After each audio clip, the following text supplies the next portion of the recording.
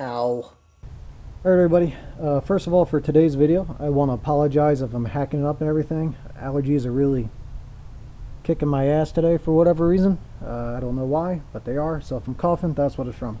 Okay, in this video, what I want to do is go over how to use a torque wrench. Now, on a lot of the cruise videos you've seen, I've called out torque specs on it, and I haven't really thought much about it. But then I was on Reddit the other day and I saw someone posting pictures of their torque wrench and asking if they had it set up correctly for the job they were doing. So I figured might as well make a video so everyone kind of understands how to use these. Now I'm going to be talking about this style torque wrench,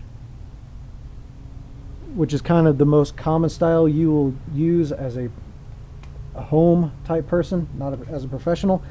The original torque wrenches were just kind of like a long bar that had a needle on it and a gauge, and you would press down the bar would bend and the needle would stay in place and it would point to how much you have it torqued down. That would be how you'd read it. Then we switched to these style torque wrenches where you can actually adjust the amount of torque you want to put into a fastener. Above this one they have digital torque wrenches where it's a digital readout. You set the poundage you want it to reach, and once it reaches that, it'll beep. And then even beyond that, they have almost like electrical ratcheting torque wrenches to where you would be able to take and run the screw down using electricity of the battery powered wrench, and then you would be able to set it to what you want and just take that wrench after running it right down and just torque it down to your spec. I mean, those are pretty pricey. Unless you're going to be working on cars a lot, it's not anything you would need. So I have a 5.3 LS here that I'm going to demonstrate on just putting in this water pump. Every car you do will have its own specifications and its own torque sequences, okay? Make sure you look those up and you follow those anytime you do it, because torque specs for sure are super important, especially when it comes to going to different types of metal. Like aluminum is extremely soft. If you go and just start cranking down stuff till you can't get it to move anymore, you're more than likely going to strip out your aluminum threads, and then you'll have to get it helicoiled or maybe a new part altogether to replace it. So make sure you follow torque specs and torque sequences. So first of all, let me explain. What is torque? Torque is measured in foot-pounds or pound-feet.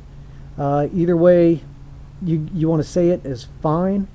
What it essentially means is if you were to have a rod or anything, a lever arm that is 1 foot long, and you attach it to on a bolt at 90 degrees, at the very end of that 1 foot arm, if it is 1 pound-feet of torque or 1 foot-pounds of torque, it would be 1 pound being placed on the end of that arm. If it's 25 pound-feet of torque, it would be 25 pounds being pressed on the end of that arm. Okay, so when I'm talking imperial measurements in America and all that, the whole metric system uses Newton meters, which, I mean, same thing, you just count with the number or whatever, but I'm talking pound-feet here. So I'm going to relay in that information. Now we have right here, this is a quarter drive torque wrench, this is a 3/8 drive, and then they have 1/2 inch drives above this for more torque. Each torque wrench has a range of poundage that it can actually give you before you'd have to go to a different torque wrench. And there will be, depending on which ones you get, some overlap between a few of them. So like here, this small torque wrench, this quarter drive one, is rated in inch pounds because when it gets down lower, most torque wrenches won't read down to 1, 2, 3 foot pounds. So it comes in inch pounds. The difference between that is 12. If you want to know how many inch pounds a pound-feet reading is, just multiply it by 12. So 6 pound-feet times 12 is 72 inch pounds, okay? So this goes up to 250 inch pounds, which is just shy of 21 foot-pounds. This reading on my 3/8 drive here starts at 20 foot-pounds. So below that, you can use a inch-pound one to do the conversion. This one goes up to 100 foot-pounds. Anything above this, you would need a bigger torque wrench to handle that poundage. Okay, so now when it comes to actually using a torque wrench, look at it this style here, you'll see, hopefully there's not going to be too much of a glare here for you. But you will see that there are numbers right here. So you can see 20, 40, 60, and then there's a vertical line, and on the other side it's going 30, 50, 70. So it's going from 20 to 30 to 40 to 50 to 60. This one goes in steps of 20, so it goes 50 to 70 to 90 to 110, back and forth. All right, you have a vertical line that goes up the middle, and then you have your rotating collar here that also has numbers on it. I'm trying my best to line up for you. Okay, so you'll see a 0 right there. Rotate around and you see a 1.0, a 2, a 3. I'm sorry about the lighting, guys. This is my second time trying to record this. I just can't get the lighting right. But either way, so say we want to torque something down at 30 foot-pounds. We find the 30 foot-pound mark, which is right there, comes over. I'm sorry, I'm pointing at the 50. It's right here. You follow the line, it comes over, kind of jogs down, and ties into the vertical. Okay? At that point on the vertical is where it's 30 foot-pounds. So what you would do is you would line this 0 line up onto the vertical line to where the top of this ring is lined up at that 30. So you pull down the collar and twist. You keep doing that until you get to where you want to go. So I'm about to turn it right here to the 0. Okay, I'm trying to line it. So 0. Come on, son. All right. 0 right there is lined up on the vertical line, while the top of the collar is lined up on the horizontal 4 to 30. Okay, so now this has graduations of 10 degrees or 10 pound-feet. Every time this rotates around, it'll be 10 more pounds to get up to the next number. So say I want to torque something down to 32.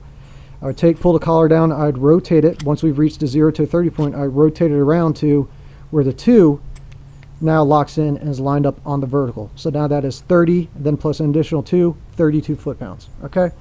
That's how you operate a torque wrench. If you're confused about it, no need to be. It's just counting in addition. If I'm looking at this specific inch-pound torque wrench, every rotation around is 20 additional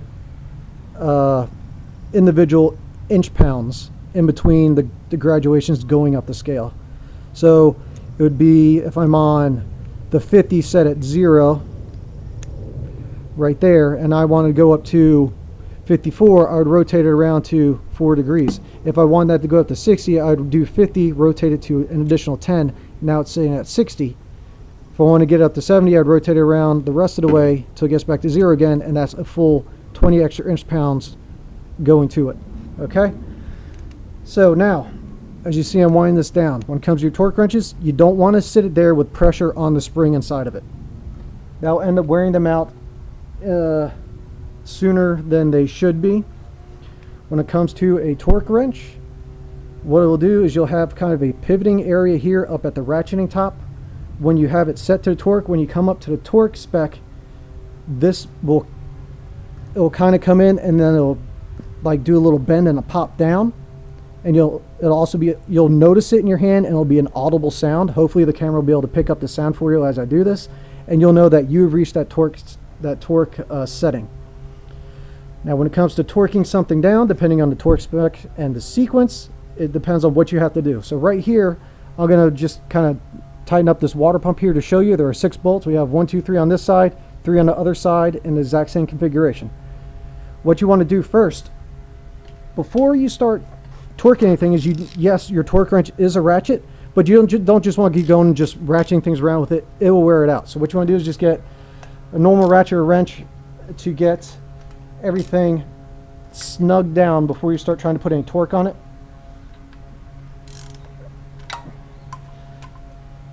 And then the more you do this, the more comfortable you get with kind of just twisting till you got kind of a satisfying initial reading. So the torque specs for this water pump are, these bolts are 22 pound-feet. But there's a cough. We don't just go straight to 22 pound-feet. Depending on what it is, if it's lower poundage, you can do that, but usually you want to break the stuff up into steps and you follow a torque sequence. At no point have I ever seen to where the torque sequence would be just go down a line in order either around the perimeter or down one side and doing it over on the other side. Usually always, and you can think of it if you get confused, just like putting a tire on your car, is you star pattern it in some way. If it's something like a cylinder head, you essentially start in the middle and you kind of spiral your way out as you go. You never start on one end and work your way down. That pinches stuff kind of in a weird linear fashion, and that's not anything you'd want. So for this, star pattern is you start in the middle bolt, then you go back to the other side. You'll go, say, the top bolt, come back to this side, the bottom bolt, then go back over to the other side to the bottom bolt, then back up to this side to the top bolt. That will be your torque sequence to follow this. This is 22 foot-pounds. I'm going to torque it in 2 steps. First, you know, if it's a 2-step thing, generally you divide the number by half. If it's a 3-step thing, like a cylinder head where it's 75 pound-feet of torque, you would drop it into a third. So you do a first pass at 25, second pass at 50, third pass at 75. You don't ever go straight for the first. If you're using factory replacement fasteners, follow the factory specifications. If you're building an engine and you switch to something like ARP, you follow what their specifications are of the stuff that they send to you. Just make sure you're always following what they tell you. So now, back onto this torque wrench. I can do it 2 ways. I can use, for the 11 foot-pounds, this torque wrench, since it starts low enough, and I would do the first setting at 11 times 12 is 132, so I twist it up to 132 pound-feet, or inch, I'm sorry, see how I screwed up, 132 inch-pounds, and I would do my first pass. This starts at 20, but I can actually go down a little lower. So if I have it set at 20, and I know that one rotation all the way around is 10 extra pound-feet, okay? I'm going to actually take this and go 9 rotations down. So I'm going to drop this down and spin it below the 20, down to the 1. So now I'm sitting at, if I went to the 0, I'd be sitting at 10 pound-feet, but I got on 1, so that's 11. So I have it set to 11. I'll go here. Hopefully you're going to hear this.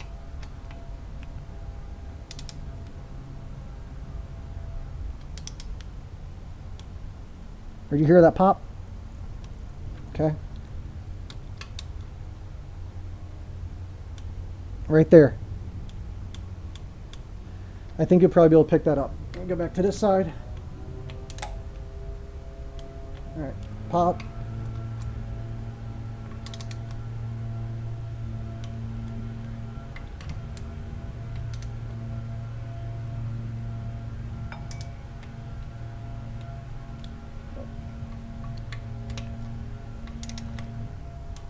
Okay, so I have my initial pass done. All those are 11. You see I went through star pattern. So now I do my second pass. I take it, I twist it up to, set it to 20 plus 2, 22 foot-pounds. I do the same pattern. I do it again.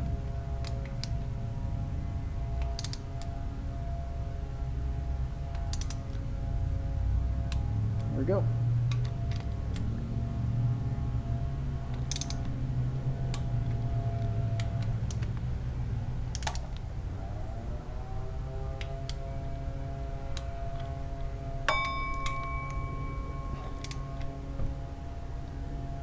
Now I'm doing this while I'm kind of reaching, so it may look like I'm struggling a little bit more than I should be, but it's not. It's just because I'm trying to reach over top of the camera. And it's just an acquired skill. 2.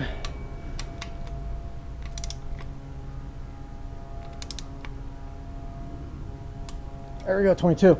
Okay, so now that's my final pass. I always just like to go and just double check. And it'll just be a quick little hit it.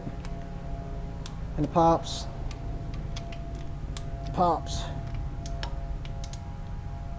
pop, pop, pop, pop. And that's it. That's how you torque something down. So then you take and you twist the pressure off of your torque wrench and put it back in storage. So, depending on what kind of bolts you have, you'll follow the torque sequence. If it's a GM car, GM has this hard-on for using torque to yield fasteners, which is a whole extra thing to where those are one-time use, and once you torque it down to a torque spec, it usually says plus an additional amount of degreeage. So say it's like 22 foot-pounds plus 30 degrees. Right as soon as you hit the 22 foot-pounds, you would then twist it another 30 degrees of a full circle, 360 degrees in rotation. that puts an initial stretch on the bolt that stretches it out, that makes it unusable again in the future. Excuse me. Any sort of real bolt company like ARP, I don't know if any of their stuff is actual torque to yield. I think they just torque it down and roll with it because it just makes more sense that way. Torque to yield stuff is garbage, so just make sure if you see anything where it says TTY, that means torque to yield, or if you see a specification that says whatever pound footage plus however many degrees, that's also a torque to yield bolt, so you would know that you would need to get a brand new one and replace it in the future, or when you replace it whenever you're doing that work. You would not want to reuse that again. So that is the basics of using a torque wrench. Don't be afraid of them, and make sure you use them if you want to make sure that the work you do lasts. Okay?